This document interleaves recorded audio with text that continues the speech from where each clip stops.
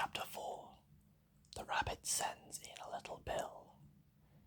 It was the red-white rabbit trotting slowly back again, and looking anxiously about as it went, as if it had lost something, and she heard it muttering to itself, the Duchess, oh my dear paws, oh my fur and whiskers, she'll get me executed as sure as ferrets are ferrets. Where can I have dropped them, I wonder? Alice guessed in a moment that it was looking for the fan and the pair of white kid gloves, and she very good-naturedly began hunting about for them. But they were nowhere to be seen. Everything seemed to have changed since her swim in the pool, and the great hall, with the glass table and the little door, had vanished completely. Very soon the rabbit noticed Alice as she went hunting about, and called out to her in an angry tone, "Why, Mary Ann, what are you doing out here? Run home this moment and fetch me a pair of gloves and a fan, quick now." And Alice was so much frightened that she ran off at once in the direction it pointed to, without trying to explain the mistake it had made. "He took me for his housemaid," she said to herself as she ran. "How surprised he'll be when he finds out who I am. But I'd better take him his fan and gloves, that is, if I can find them." As she said this, she came upon a neat little house, on the door of which was a bright brass plate with the name W. Rabbit engraved upon it. She went in without knocking and hurried upstairs, in great fear lest she should meet the real Mary Ann and be turned out of the house before she found the fan and gloves. "How queer it seems," Alice said to herself, "to be going messages for a rabbit. I suppose Tina will be sending me on a message next," and she began fancying the sort of thing that would happen. "Miss Alice, come here directly and get you ready for your walk." "Coming in a minute, nurse, but I've got to watch this mouse hole till Tina comes back, and see that the mouse doesn't get out. Only I don't think," Alice went on, "that they'd let Tina stop in the house if it began ordering people about like that." By this time she had found her way into a tidy little room with a table in the window, and on it, as she had hoped, a fan and 2 or 3 pairs of tiny white kid gloves. She took up the fan and the pair of gloves, and was just going to leave the room when her eye fell on a little bottle that stood near the looking-glass.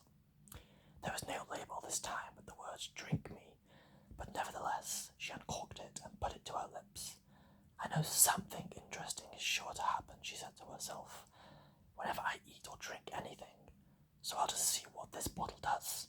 I do hope it'll make me grow large again, for really I'm quite tired of being such a tiny little thing." It did so indeed, and much sooner than she had expected. Before she had drunk half the bottle, she found her head pressing against the ceiling, and had to stoop to save her neck from being broken. She hastily put down the bottle, saying to herself, "That's quite enough. I hope I shan't grow any more. As it is, I can't get at the door. I do wish I hadn't drunk quite so much." Alas, it was too late to wish that. She went on growing, and very soon had to kneel down on the floor. In another minute there was not even room for this, and she tried the effect of lying down with one elbow against the door, and the other arm curled round her head. She still went on growing, and as a last resort, she put one arm out of the window and one foot up the chimney, and said to herself, "Now I can do no more. Whatever happens, what will become of me?" Luckily for Alice, the little magic bottle had now had its full effect, and she grew no larger. Still, it was very uncomfortable, and there seemed to be no sort of chance of her ever getting out of the room again. No wonder she felt unhappy. It was much pleasanter at home, thought poor Alice, when one wasn't always growing larger or smaller, and being ordered about by mice and rabbits. I almost wish I hadn't gone down that rabbit hole, and yet, it's rather curious, you know, this sort of life. I do wonder what can have happened to me. When I used to read fairy tales, I fancied that kind of thing never happened, and now here I am, in the middle of one. There ought to be a book written about me, that there ought, and when I grow up,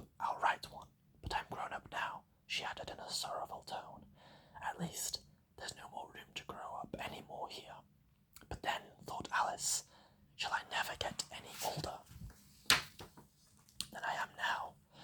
That'll be a comfort one way, never to be an old woman. But then, always to have lessons to learn. Oh, I shouldn't like that. Oh, you foolish Alice, she answered herself.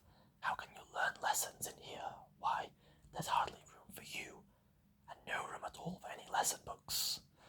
And so she went on, taking first one side and then the other, and making quite a conversation of it altogether.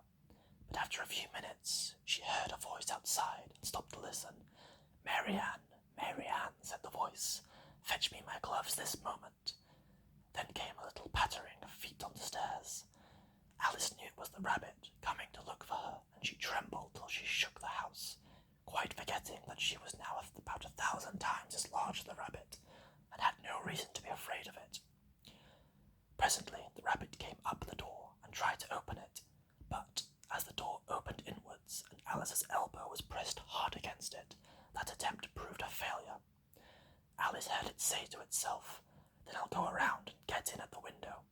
That you won't, thought Alice, and after waiting till she fancied she heard the rabbit just under the window, she suddenly spread out her hand and made a snatch in the air.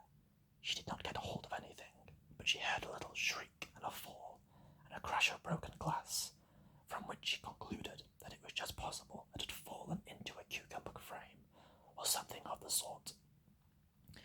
Next came an angry voice, the rabbit's. Pat, Pat, where are you? And then a voice she had never heard before.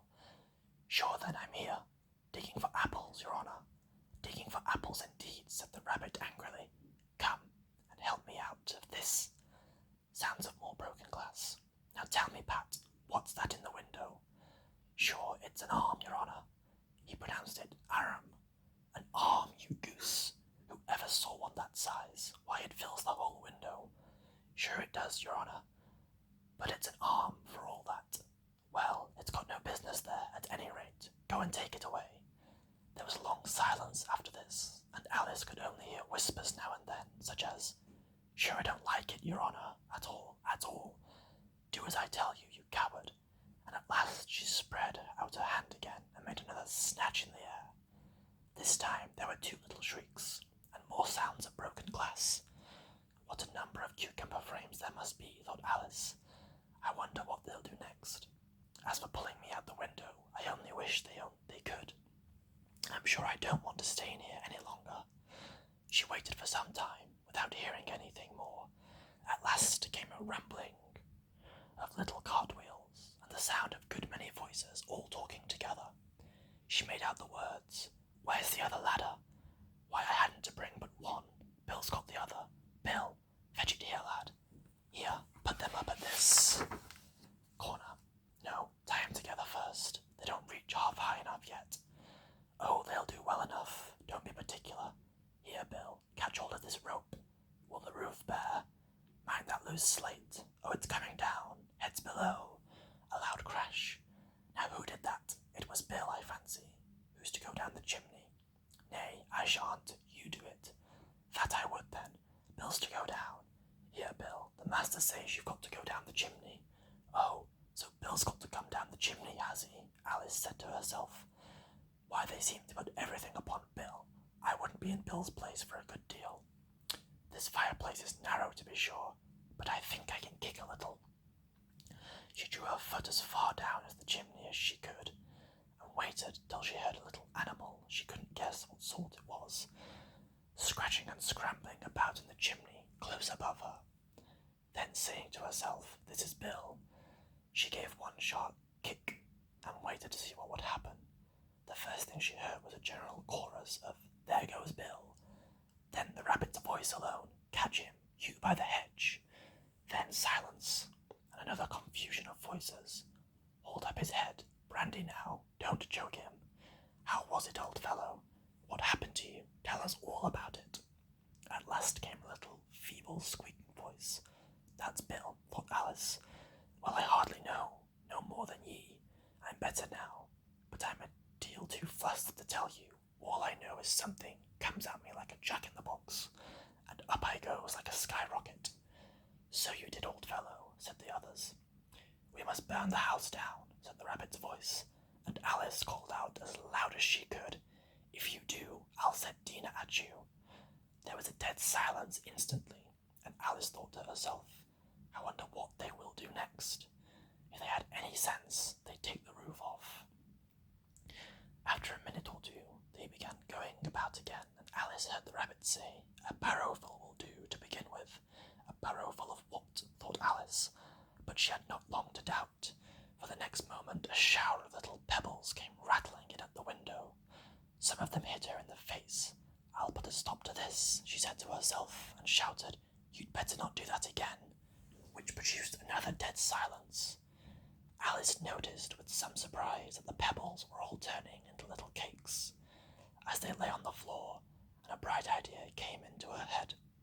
"If I eat one of these cakes," she thought, "it's sure to make some change in my size, and as I possibly can't be any larger, it mustn't make me smaller, I suppose." So she swallowed up one of the cakes, and was delighted to find she began shrinking directly.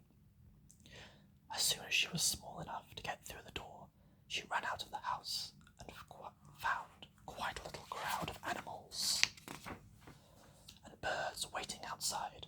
The poor little lizard, Bill, was in the middle, being held up by 2 guinea pigs, who were giving it something out of a bottle. They all made a rush at Alice the moment she appeared, but she ran off as hard as she could, and soon found herself safe in a thick wood. "The first thing I've got to do," said Alice to herself as she wandered about in the wood, "is to grow my right size again, and the second thing is to find my way into that lovely garden. I think that will be the best plan." It sounded an excellent plan, no doubt, and very neatly and simply arranged. The only difficulty was that she had not the smallest idea about how to set it about, and while she was peering about anxiously among the trees, a little sharp bark just over her head made her look up in a great hurry. An enormous puppy was looking down at her with large round eyes, and feebly stretching out one paw, trying to touch her.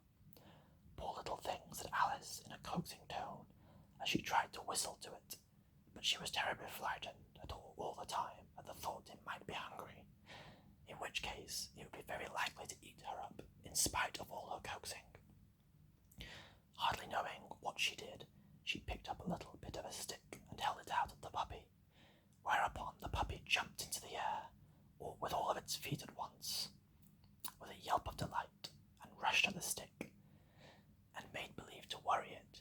Then Alice dodged behind a great thistle to keep herself from being run over, and the moment she appeared on the other side, the puppy made another rush at the stick, and tumbled head over heels in its hurry to get hold of it. Then Alice, thinking it was very like having a game of play with the coddles, and expecting every moment to be trampled under its feet, ran around the thistle again.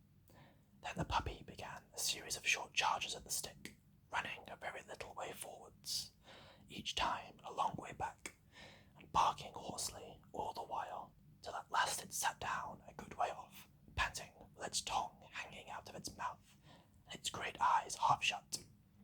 This seemed to Alice a good opportunity for making her escape, so she set off at once, and ran until she was quite tired and out of breath, until the puppy's bark sounded quite faint in the distance.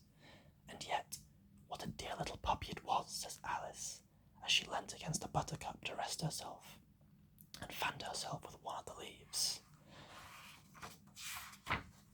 "I should have liked teaching it tricks very much, if only I'd been the right size to do it. Oh dear, I'd nearly forgotten that I've got to grow up again. Let me see. How is it to be managed? I suppose I ought to eat or drink something or other, but the great question is, what? The great question certainly was, what?